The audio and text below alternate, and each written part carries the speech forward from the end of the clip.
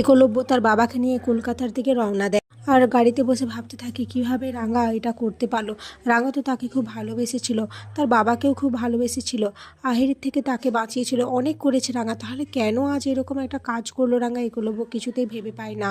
অঙ্কুর একলব্যকে সামলানোর চেষ্টা করে। অপরদিকে আরেকটা গাড়িতে রাঙা আসে। রাঙা খুব ভেঙে পড়ে। অদিতি পাঞ্চালি মিলে রাঙাকে সামলানোর চেষ্টা করে, বলে রাঙা চিন্তা করো না তুমি, আমাদের বিশ্বাস তুমি বাবার কোনো ক্ষতি করোনি।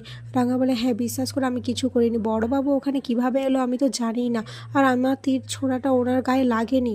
সত্যজিৎ বাবুও বলে হ্যাঁ সেটাই তো প্রশ্ন, ওখানে উনি গেলেন কি করে? কিন্তু এই মুহূর্তে আমাদের এসব ভাবা যাবে না, ওনাকে আগে সুস্থ করে তুলতে হবে। পাঞ্চালি বলে হ্যাঁ আপনি কিছু একটা করুন সত্যজিৎ বাবু। সত্যজিৎ বাবু বলে হ্যাঁ দেখুন আপনারা সবাই তো মেলাতে ছিলেন আর আপনার বাবা বাড়িতে ছিল, এই খবরটা কেউ ওনাকে ফোন করে জানিয়েছেন, যার ফলে উনি ওই জঙ্গলে চলে গিয়েছিলেন, আর ওই নাম্বারটা আমরা ট্র্যাক করার চেষ্টা করেছি, কিন্তু এখনও অবধি তেমন কিছু পাইনি, তবে আমরা চেষ্টা চালিয়ে যাচ্ছি। অপরদিকে ঘরের মধ্যে সভ্য, সাত্তকী, ময়না, কৃষ্ণা এরা তো কেউই নিজেদের সামলাতে পারে না। ময়না বলে আচ্ছা আপনারা একটু দাঁড়ান আমি চা করে নিয়ে আসছি। এই বলে যেই দরজা খুলতে যাবে তখনই প্রমিতা চলে আসে। সবার চোখ এরকম থমথমে মুখ দেখে সে তো চিন্তায় পড়ে যায়, সবাইকে জিজ্ঞেস করে কি তোমরা সবাই এখানে, কি হয়েছে কি, আমাকে কেউ একটু খুলে বলো। এ কি কৃষ্ণা, তোমার আর সভ্যর চোখে জল কেন?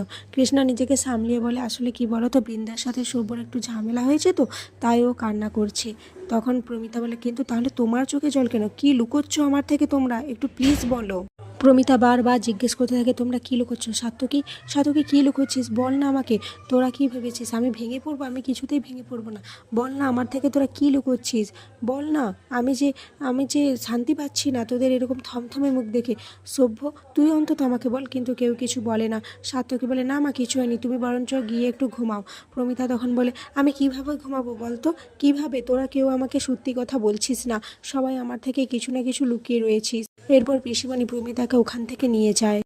এদিকে নবারুণের তো অপারেশন শুরু হয়ে যায়। তখন বৃন্দা একলব্যকে বলে একলব্য আমার মনে হয় মাকে বা জানানো উচিত, যদি বাবার কিছু হয়ে যায় মা তখন আমাদের দোষারোপ করবে, আমার মনে হয় এখনই আমাদের মাকে জানানো উচিত সবটা। আর তাছাড়া এখানে অদিতি, পাঞ্চালি আর রাঙা আছে তো ওরা বাবাকে দেখে রাখবে। একলব্য রাঙার নামটা শুনেই তো খুব রেগে যায় আর বলে রাঙা, যার জন্য আজ আমার বাবার এই অবস্থা সেই রাঙা? না কিছুতেই না, আমি ওই মেয়েটার মুখ দেখতে চাই না বড় বৌদি। ঠিক তখনই ওখানে রাঙা চলে এসে রাঙাকে দেখে একলব্য তো খুব রেগে যায়, রাঙাকে উল্টো পাল্টা যা নয় তাই বলতে থাকে। তখন সত্যজিৎ বাবু বলে দেখুন মিস্টার বোস, আমি জানি এটা আপনাদের পারিবারিক ব্যাপার, কিন্তু তাও আমাকে কিছু বলতে হচ্ছে। আমরা ওখানে সত্যি ক্রিমিনাল ধরতেই গিয়েছিলাম, কিন্তু আপনার বাবা ওখানে কি করছেন? নিশ্চয়ই ওনাকে কেউ ফোন করে ওখানে নিয়ে গেছে, আর সেই নাম্বারটা আমরা ট্র্যাক করে নিয়েছি। তাই প্লিজ রাঙাকে আপনি দোষ দেবেন না এইসব ব্যাপারে, আর আপনার যত তাড়াতাড়ি সম্ভব সমস্ত সত্যিটা বের করার চেষ্টা করেছি, আর আসল অপরাধীকে আমরা ঠিক ধরবই। এসব কিছু শুনে রাঙা ঠাকুরের কাছে চলে যায় আর বলে ঠাকুর তুই তো জানিস আমি বড়বাবুকে কিছু করিনি, সবাই আমাকে বিশ্বাস করছে না, সবাই আমাকে দোষ দিচ্ছে, কিছু একটা কর ঠাকুর, কিছু একটা কর। এরপর অপারেশন কমপ্লিট হয়ে গেলে ডক্টর এসে একলব্যদের জানায় যে নবারুণবাবু আর কখনও সারা জীবনের মতো কথা বলতে পারবে না, সেই চান্স খুব বেশি আছে। এটা শুনেই তো একলব্য থম মেরে যায়। বৃন্দা মনে মনে খুব খুশি হয়ে যায়, তার এতদিনের প্ল্যান আজ সাকসেস পেল। আর এখানেই আজকের পর্ব শেষ হয়ে যায়।